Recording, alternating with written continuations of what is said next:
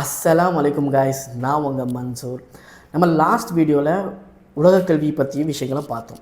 இந்த வீடியோவில் மார்க்க கல்வியோட இம்பார்ட்டன்ஸ் என்ன, அது ஏன் நம்மளுக்கு தேவை அப்படிங்கிறத பார்க்க போகிறோம். ஸோ ஃபஸ்ட் ஆஃப் ஆல் ஒன்று புரிஞ்சுக்குங்க, இந்த உலகத்தில் மேக்ஸிமம் நம்மளால் ஒரு 100 வருஷம் வாழ முடியுமா? 100 வருஷத்துக்குள்ளே எப்போ வேணாலும் போகலாம், மேக்ஸிமம் 100 வருஷம். இப்போ இந்த 100 வருஷத்துக்குள்ளே ஒரு 60-70 வருஷம் நான் நல்லா இருக்கணும் அப்படிங்கிறதுக்காக எதையோ ஒன்று எடுத்து நம்ம இது பண்ணால் நல்லா இருப்போம்மா, இது செஞ்சால் நல்லா இருப்போம்மா, ஃப்யூச்சர் நல்லா இருக்குமா அப்படின்னு சொல்லி எதையோ ஒன்று பண்ணுறோம். கரெக்டாக ஒரு எஃபர்ட் போட்டு எதையோ ஒன்று செய்கிறோம், தவறு கிடையாது. இப்போ அதுக்கு அந்த அளவுக்கு எஃபர்ட் போடும்போது ஒரு 100 வருஷத்துக்குள்ளே 70 வருஷம் நான் நல்லா இருக்கணும் அப்படின்னு நினச்சி நீங்கள் ஒரு எஃபர்ட் போடும்போது நாளைக்கு மறுமையில் சொர்க்கம் நரகம் அதெல்லாம் இருக்குல்ல, இப்போ அந்த நாளைக்கு ஆகிரத்தில் வாடுறதுக்காக அதுக்கு முன்னாடி இந்த 100 வருஷம் அப்படிங்கிறது ரொம்ப சின்னது. அங்கே நம்ம இன்ஃபினிட்டி டேஸ் இருக்க போகிறோம். இந்த 100 வருஷத்தோடு முடிஞ்சது வாழ்க்கை. அங்கே அப்படி கிடையாதுல்ல, அங்கே நம்ம இன்ஃபினிட்டி டேஸ் எவ்வளோ வாழ்ந்துக்கிட்டே இருக்க போகிறோம். அந்த வாழ்க்கைக்கு நம்ம என்ன இம்பார்ட்டன்ஸ் கொடுத்துட்ருக்கோம்? இப்போது ஒரு எல்கேஜி பையனோ யூகேஜி பையனோ ஒரு ஹோம்ஒர்க் எழுதாட்டினா வீட்டில் அந்த அடி, உன் நல்லதுக்கு தான் நான் சொன்னேன், உன் ஃப்யூச்சருக்கு தான் நான் சொல்கிறேன், நீ நாளைக்கு ஃப்யூச்சரில் நல்லா இருக்கணும், நல்லா படித்து பெரிய ஆள் ஆகணும் அப்படி இருந்தாலும் உன்னை படிக்க வைக்கணும், ஒரு ஹோம்ஒர்க் கூட எழுத மாட்டியா அப்படி நல்லா சொல்கிறோம்ல. ஓகே, நீங்கள் சொல்லிக்கிங்க, தவறு கிடையாது, நீங்கள் பண்ணுறீங்க, உங்கள் ஃப்யூச்சர் நல்லாயிருக்கும், கண்டிப்பாக எல்லாரும் நினைக்கக்கூடியது தான். அப்படி இருக்கும் போது அப்போ தொழுகை போட்டினா நம்ம எந்த மாதிரி கேள்வி கேட்கணும்? தொழுகை போட்டின்னு நம்ம ஏதாவது சொல்லியிருக்கோமா? நாளைக்கு மறுமையினால் நீ தொழுகாமல் இருந்தால் என்ன நடக்கும் தெரியுமா, தொழுகாட்டினால்தான் கேட்பான் தெரியுமா அப்படின்னு ஏதோ கேட்டிருக்கோமா? இல்லை. ஒரு 70 வருஷம் நீ நல்லா இருக்கணும்னு நினைக்கிறேன்னா அதே மாதிரி மறுமையிலும் நல்லா இருக்கணும்னு நம்ம நினைக்கணும். அதுக்கான என்னென்ன மார்க்க கல்வி தேவையோ, அதுக்கான என்னென்ன நன்மைகள் தேவையோ, நம்ம சொர்க்கத்துக்கு போகிறதுக்கு என்னென்ன வேணுமோ அதை கண்டிப்பாக நம்ம படிக்கணும்.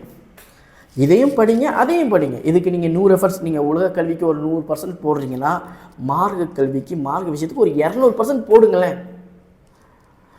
ஒரு எக்ஸாம் வந்துடுச்சுன்னா உங்களால் ஒரு 3 மணிக்கு அலாரம் வச்சு 4 மணிக்கு அலாரம் வச்சு உங்களால் படிக்க முடியுது. நான் படித்தாதான்ப்பா நான் பாஸ் ஆக முடியும் அப்படின்னு சொல்லி 3 மணிக்கு எழுந்திரிச்சு 4 மணிக்கு எழுந்திரிச்சு படிக்க முடியுது. ஆனால் ஃபஜ்ருக்கு எந்திரிக்கிறதெல்லாம் யாரும் கேட்குறதும் இல்லை.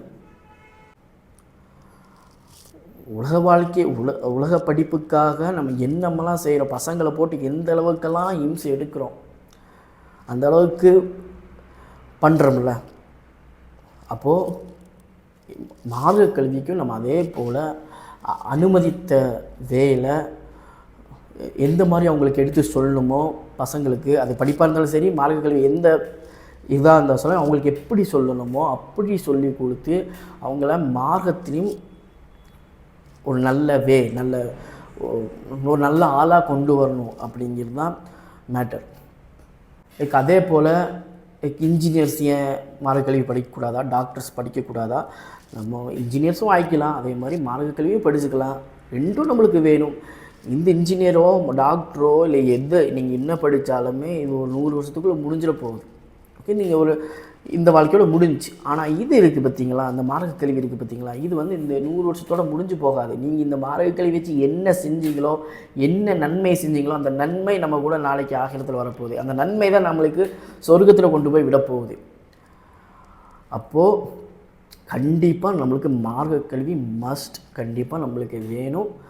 நம்ம அதையும் புரிஞ்சு மார்க்க கல்வியும் கூட சேர்ந்து படிக்கணும். இதுக்கு நீங்கள் 100% எஃபர்ட் போட்டால் இதுக்கு 200% எஃபர்ட் போட்டு கண்டிப்பாக படித்து தான் ஆகணும். ஹோம்ஒர்க் எழுதாட்டினா எப்படி நம்ம சத்தம் போடுறோமோ அதே மாதிரி தொழுகாட்டினாலும் பசங்களை சத்தம் போட்டு தொழுக வைக்கணும். தொழுகிற வயசு வந்துடுச்சுன்னா ஓகே, மீன்ஸ் நான் அந்தந்த ஏஜ் அந்தந்த பர்டிகுலர் என்னென்ன பண்ணணுமோ அந்தந்த டைமில் தான் நான் சொல்கிறேன்.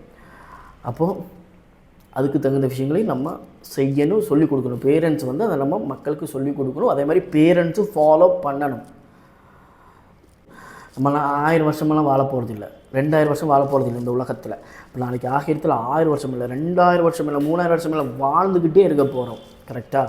இப்போ அதுக்கான நன்மையான காரியங்களும் செய்யணும், அதையும் கொண்டு வரணும். நம்ம ஒவ்வொரு விஷயத்துலேயும் எப்படி நான் எந்த கோர்ஸ் எடுத்தால் கரெக்டாக இருக்கும் அப்படி சொல்லி எஃபர்ட்டு போட்டு எது படித்தா கரெக்டாக இருக்கும், எந்த டியூஷன் சென்டர் சேர்ந்தால் கரெக்டாக இருக்கும் நம்ம யோசிக்கிறோமோ அதே மாதிரி நம்ம ஒவ்வொரு விஷயத்துலேயும் இது ஹராமா ஹலாலா, இது செய்யலாமா அப்படிங்கிற யோசிக்கணும். 4 பேர்த்திட்ட கேட்கணும், ஸ்காலர்ஸ்கிட்ட கேட்டு நம்ம அதையும் செய்ய பழகிக்கணும்.